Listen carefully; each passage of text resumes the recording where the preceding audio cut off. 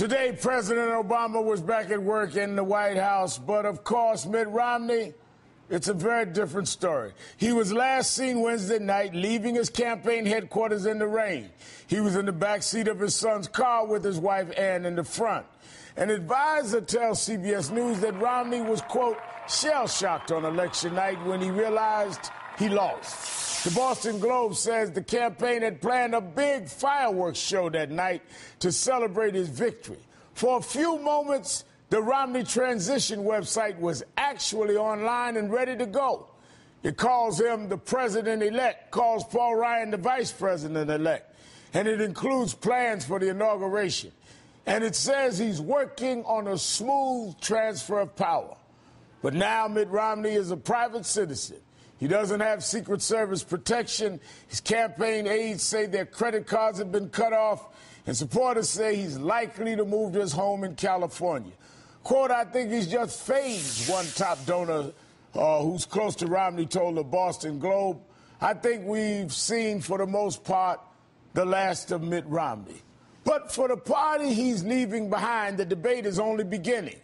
Does the GOP adapt itself to a changing America, or does it fade into irrelevance? Is this the party of Lincoln or the party of Rush Limbaugh? Joining me now is Meghan McCain, columnist for the Daily Beast and an MSNBC contributor. On election night, she tweeted, quote, my party has to evolve or it's going to die. And Hogan Gidley, senior strategist for Bray Bender Cox, he's worked for both Rick Santorum and Mike Huckabee. Thank you both for joining me. Thank you.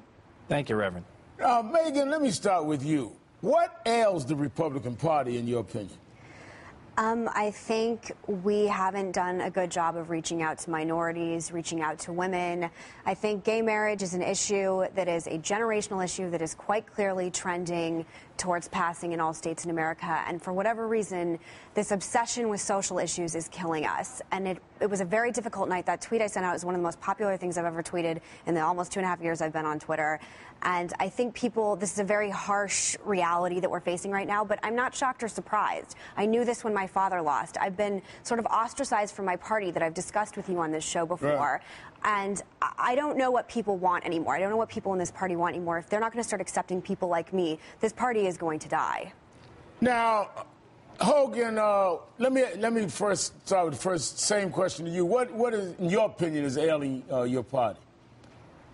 Right. Well, I think really one of the stats from election night shocked me, and it was George H.W. Bush won 60% of the white vote in 1988, and he got over 400 electoral votes.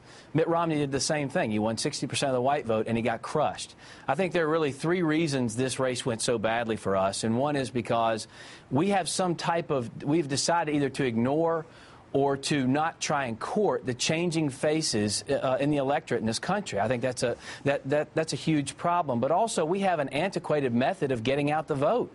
McCain did an okay job in 08. Obviously, he was outdone by Barack Obama.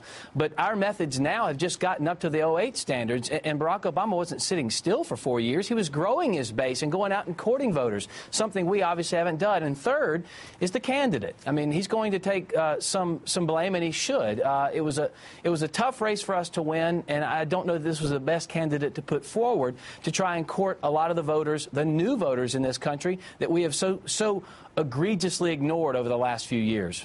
Now, Hogan, you worked with Mike Huckabee, and Mike Huckabee and I don't agree on much, but Mike Huckabee has proven to get in Arkansas a lot of African-American votes. So it's not even just whether one is conservative or not. It's about reaching out and relating and dealing, because I wouldn't in the middle of the night sleep call Mike Huckabee a progressive, but he got double-digit black votes in Arkansas.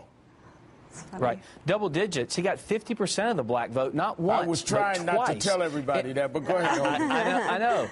I know, but, you know, I asked him one time, and I said, Governor, how did you do that? And he said, look, I've never caught a fish sitting on my couch talking about fishing. You have to get out and talk to the people, no matter who the demographic is, and try and sell your message. And one of the problems we have, I think, in the party, obviously on display now, we have so few good messengers that can deliver the message of conservatism. Now, I know you don't agree with conservatism, and that's fine. But the fact is, if we could articulate it well, at least it'd give us a fighting chance. And right now, there aren't many people out there like Mike Huckabee who can articulate that message or vision to the people. And he's right. What conservatism really means has been diluted so much by, I mean, we lost the single woman vote. 66% of single women voted for President Obama. I mean, you're not telling me that all this discussion about if rape is really rape or not that happened in the last 6 to 9 months didn't affect that? It did. I don't know what we're doing. I don't know why we're doing this, but it really has had...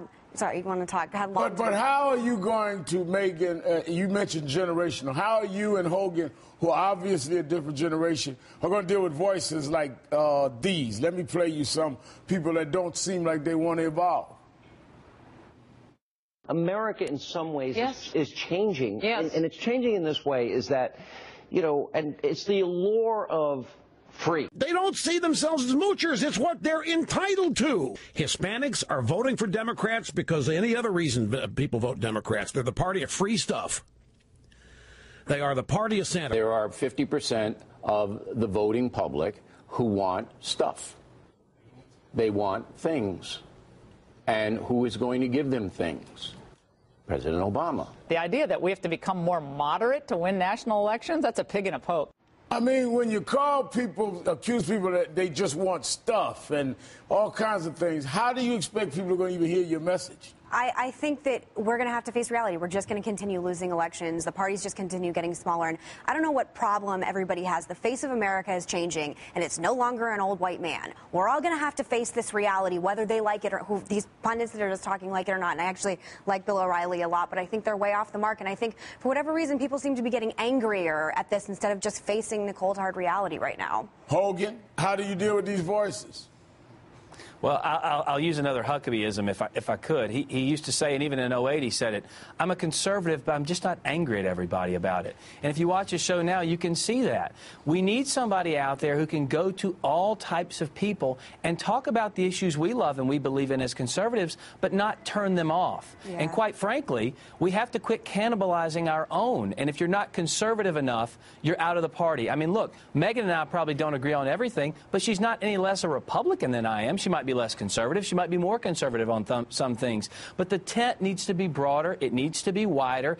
And we need to welcome more people in and go out and try to attract those people to come to conservatism. And then there's some issues that there's common ground even with progressives and conservatives. I mean, I've worked with on education with Newt Gingrich. President Obama had us on tour together, and we don't agree with anything. We don't agree on the weather, but we dealt with that. Jeb Bush, your father, Megan, in 2004, Bush got 40% of the Latino vote. Your father in 2008 got 31% of the Latino vote. Went down to 27%. Yeah. I mean, people just, I don't understand why this hostility and this denial of the changing demographics of this country. All I have to say is that I grew up in politics. My dad ran for president the first time when I was 14 years old, and I was on the trail with him. I grew to love politics, hearing him talk about reaching across the aisle, compromising with Democrats. If at this point, as Republicans, we're not going to learn to compromise and meet in the middle, we're hurting America. We're hurting Americans. I'm sick of this polarization. I'm sick of this anger. I feel like I've been doing this for the past 5 years. And if this hasn't been the cold dose of reality, this party is going to die, and then I assume a Libertarian Party will rise up instead. I mean, we're going to face reality, we're going to die.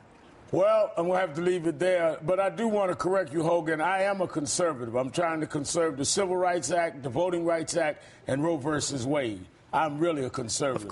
Meghan McCain, Hogan Gidley, thank you for your time tonight. Thank you both. Coming up, we're learning about dinner meetings President Obama had with presidential historians. One of them joins me tonight to talk about what the president wants his legacy to be.